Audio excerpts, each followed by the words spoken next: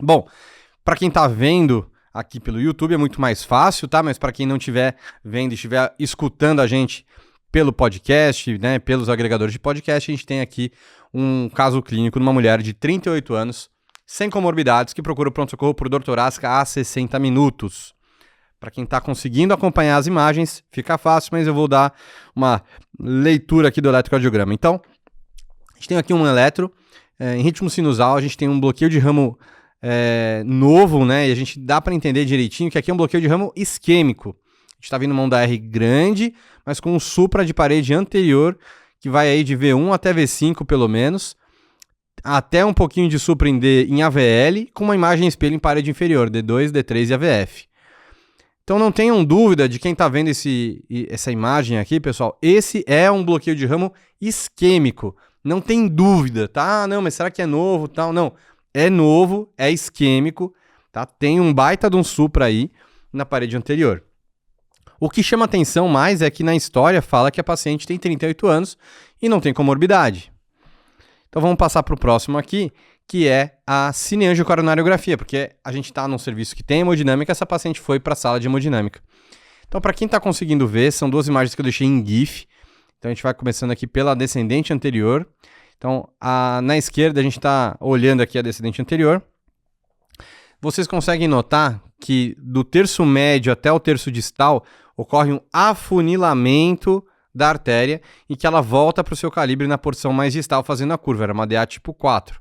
Então, nessa projeção, a gente está vendo que a descendente anterior, eu vou até mostrar aqui, agora eu não consigo aqui, mas a gente tem uma descendente anterior que tem um afilamento no seu terço proximal para médio e vai até lá embaixo. Vocês podem reparar, então, que ela volta o calibre. Isso tem que chamar atenção para a gente, porque é um paciente que, a princípio, não tinha outras lesões aí, que vocês vão ver. Na circunflexa, que vocês conseguem olhar direitinho também, aqui é um pouco diferente. Ela tem um estreitamento no seu segmento médio e esse estreitamento persiste até o final do vaso.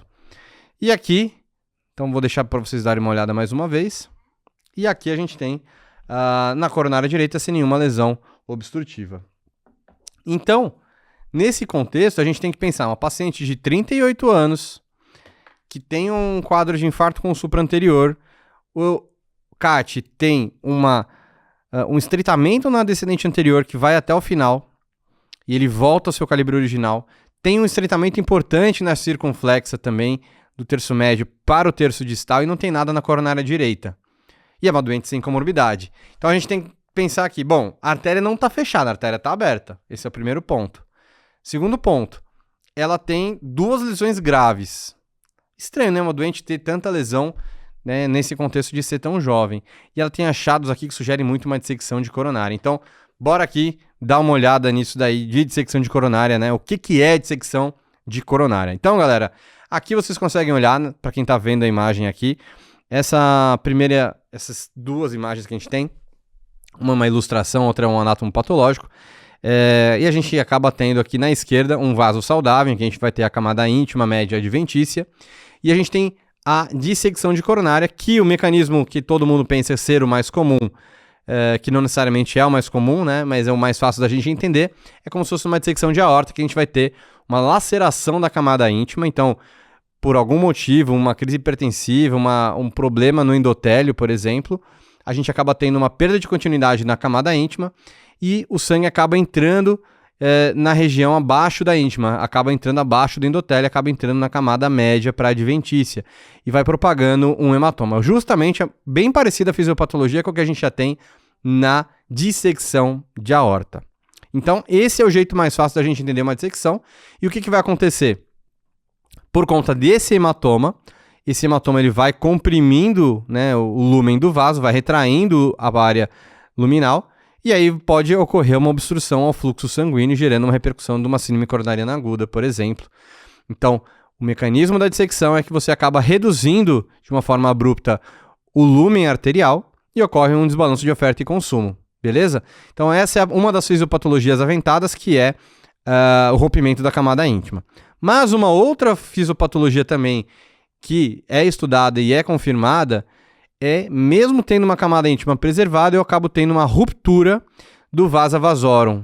Tá? Vasa vasorum são os vasos que irrigam a camada média ali, né? A gente vai tendo uma ruptura desse vaso vasorum, ele vai gerar uma hemorragia intramedial, né, dentro da camada média, e isso também vai gerar uma obstrução ao fluxo sanguíneo, vai gerar uma redução, né, da oferta de oxigênio, gerando desbalanço de oferta e consumo. Tá? E de qualquer forma, acaba tendo um hematoma dentro da parede da artéria. A questão é se esse hematoma foi espontâneo por uma ruptura de vaso vasorum ou se foi uma laceração da camada íntima.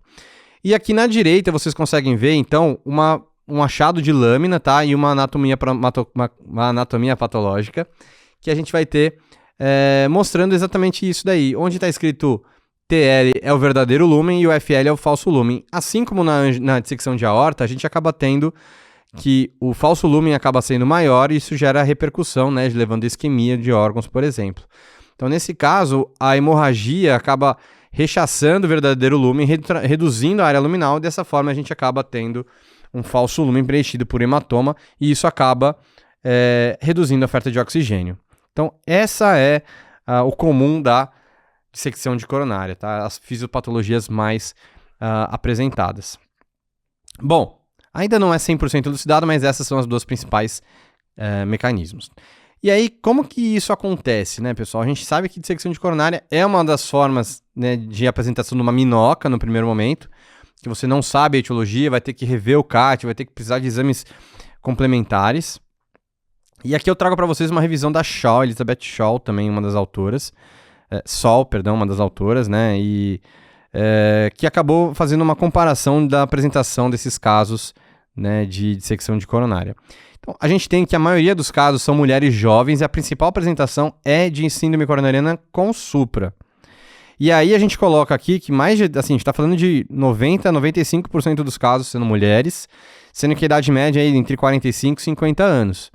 Esse é o padrão de paciente que apresenta dissecção de coronária. Maioria infarto com supra, e uma boa parte não precisou de revascularização. A gente acaba tendo uma taxa bem variável de sucesso na revascularização com angioplastia, que eu vou comentar isso na parte do tratamento, mas que acaba, na maioria das vezes, tendo um prognóstico bom com uma baixa taxa de mortalidade.